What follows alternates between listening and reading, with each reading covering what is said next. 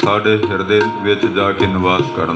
4 ਅੱਖਰ ਆਇਓ ਨਹੀਂ ਕਰਨਾ ਕਿ ਅੱਖਰ ਬਾਕੀ ਕੋ ਰਹਿ ਜਾਏ। ਸਹਿਜ ਧੁਨ ਵਿੱਚ ਜਾਪ ਕਰਨਾ ਹੈ। ਸੱਚੇ ਪਾਤਸ਼ਾਹ ਜੀ ਨੂੰ ਪਿਆਰ ਤੇ ਸਤਿਕਾਰ ਦੇਣਾ ਅਸੀਂ, ਕਿਉਂਕਿ ਸਾਡੇ ਮੁਖ ਵਿੱਚ ਆਏ ਨੇ, ਹੁਣ ਅੰਦਰ ਲੈ ਕੇ ਜਾਣੇ ਨੇ। ਵਾਹਿਗੁਰੂ ਵਾਹਿਗੁਰੂ